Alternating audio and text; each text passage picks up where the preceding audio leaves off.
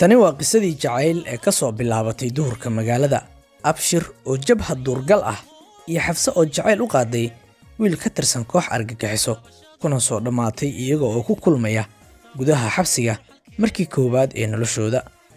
Abshir oo xabsiga u galaya Xafsa darteed si isaga oo u maray ciqaabtii ay mari lahayd waana go'aan u baahan geesinimo, dhiiranaan iyo nafurnimo. maxay tahay sheekada macnaha xambaarsan ee ku duugan sheekada lamaanahan da'da yar? maxaa ka jira xogta ah in Abshir uusan isku soo dhiibin Xafsa darteed balse uu damacsan yahay wax intaas ka weyn? ma run baa inaysan weligood is arkin guurkooduna uu dhacay Abshir oo ku maqan furinta dagaalka?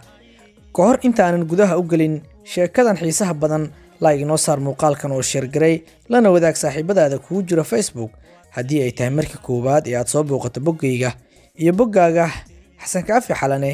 soo follow garay haddii aad naga socoto YouTube-keena iyo TikTok-keena Xalane Media follow soo dhaho si aysan kuu dhaafin muuqaalaha xiisaha badan aan halkaas ku baahino sida maalinlaha ah. qof kasta oo inaga mid ah waxa uu xambaarsan yahay sheeko u gaar ah, balse midda Abshir iyo Xafso waa mid ka miisaan culus inta badan sheekooyinka la daha qaado.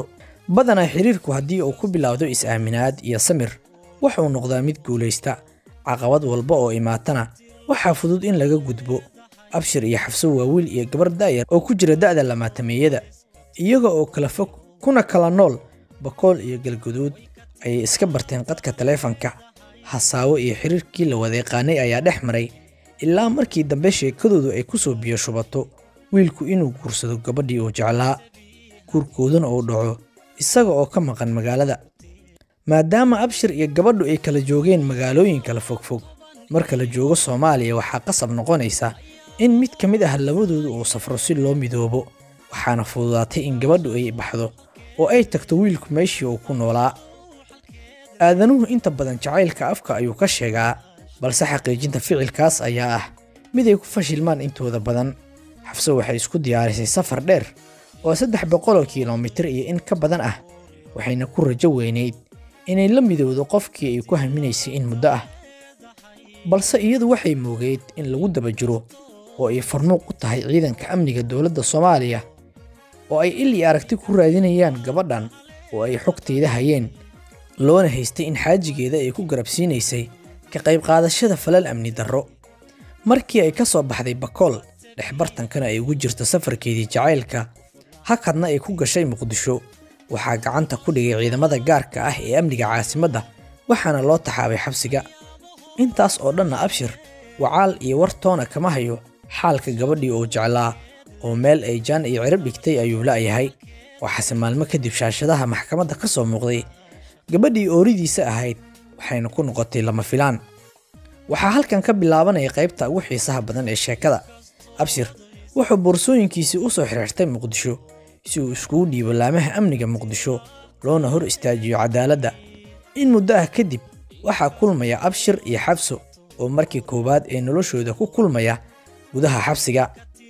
xilli uu wareysi siinayay warbaahinta qaranka, waxa uu sheegay inuu dalbanayo oo keliya dib u helidda xorriyadda Xafso haddii aysan jirin sabab ka baxsan in loo haysto oo keliya xiriir ay la samaysay Abshir.